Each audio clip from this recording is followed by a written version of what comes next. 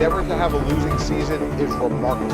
Yeah, I get what RC's saying. Like that night, you would have thought, oh, we're gonna have this Super Bowl again over and over and over again. It made sense. But it's hard. I mean, to get to one Super Bowl, let alone go to multiple. This is one of those things Brady wrecked it for everybody. I just like which recent Steeler team should have been in the Super Bowl based on its roster. I mean, I think Mike Tomlin gets the absolute most he can out of every single team he coaches. And if you want to criticize him for whatever role he has in building those rosters, I think that's fair. But once he gets to coaching it, I don't think there's anybody that can do more with what he's got. It's an interesting question on the screen. Our Mike T is already bringing up the possibility of Tomlin having a second chapter somewhere else. RC has brought it up. He needs his MVP Chiefs. Do you believe that? We all think Tomlin's a great coach. I know that the local perception of him is a little different in Pittsburgh. That's fine.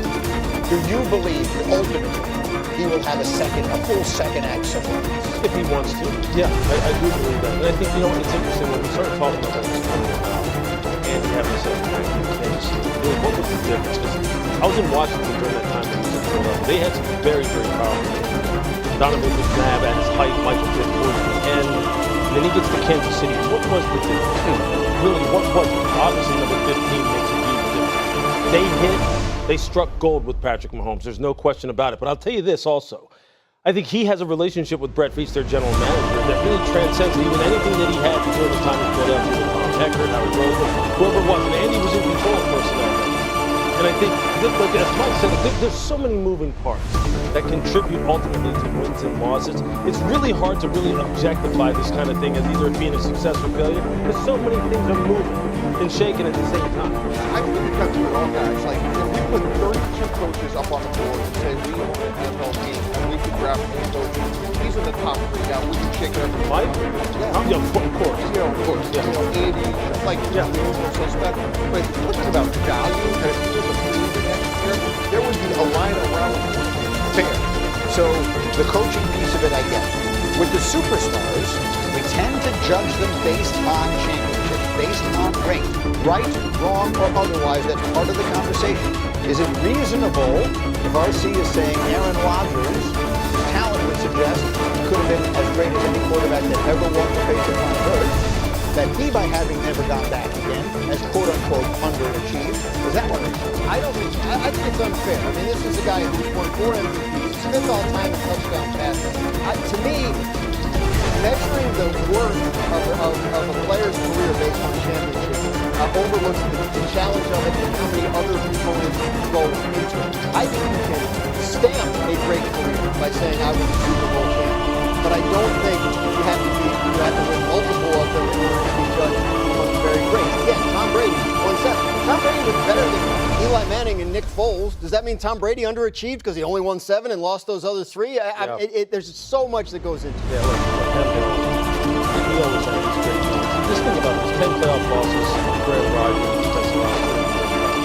See, when we try to for instance, we compare quarterbacks in particular in football to basketball players as far as who really justify or really kind of put a stamp on a player's greatness. Well, think about this. There's 3 phases to football, right? There's offense, defense, and special teams. Although when we discuss football, we discuss it as if the quarterback has everything to do with all 3 phases. In basketball, I can almost see some of the discussions surrounding it because what do basketball players get to do? They get to score the ball, they get to defend. They never leave the court, they never leave the field. Only 5 of them. Exactly. So I mean, it really is one of these arguments that it's really a never-ending rabbit hole. That said, we're not going to get to the Lamar Jackson sound here, but basically he was talking about how we're coming back with a vengeance. Lamar Jackson is in that place. Josh Allen is in that place. That's every conversation about them. Are they going to finally win the championship? It's not about how great they are. They're great. Josh Allen and Lamar Jackson are probably about as good as in terms of talent and regular season accomplishment as any quarterbacks that we've seen, maybe ever, certainly in the recent history of football. But there is something that changes when you win a championship. I see all the difference. Who much is given, much is respected. And look, games like definition of greatness, make those rounds better. And I think those stats are like every time you get close, you have to score.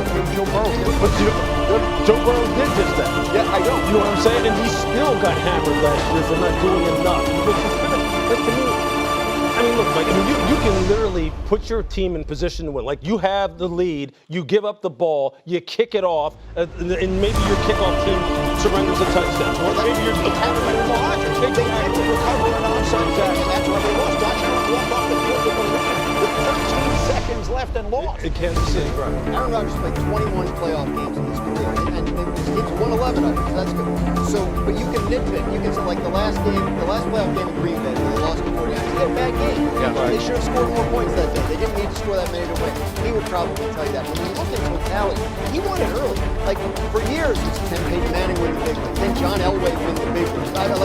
Just the fact that they did it at the end of their career. And I'm not saying it's not hard, but what I am saying is it is a way to measure apples to apples. Yes. It is harder than ever. The question is, like, if you're Aaron Rodgers and you're one of the all-time greats, and I'm going to tell my grandkids, nobody ever threw the ball like this guy did. Well, how many Super Bowls did he win? Well, he won one.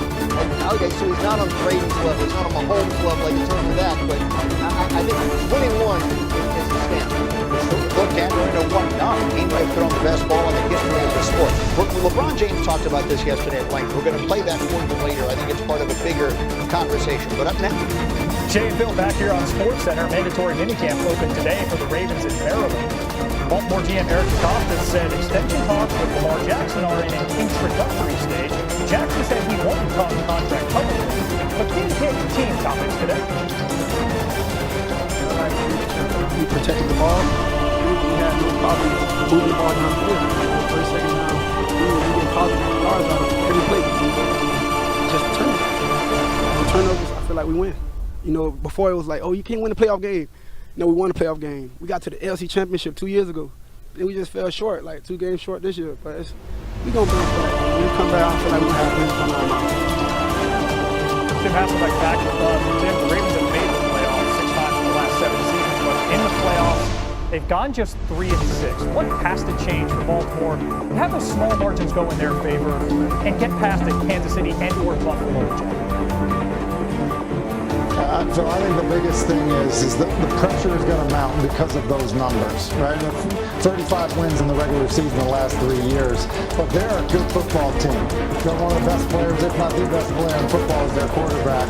And so I think when you look at it, the expectations are so high. You just can't change. Like the difference is you can't change when you get into the postseason. What I mean by that is the chatter, the talk, the pressure starts to mount. It's going to be even worse in the coming years because of some of the shortcomings in the postseason the last few years for Lamar Jackson. And so, I think the biggest key is when you get to the point, you can't change who you are. You got to be the same team that has dominated throughout the regular season the past few years.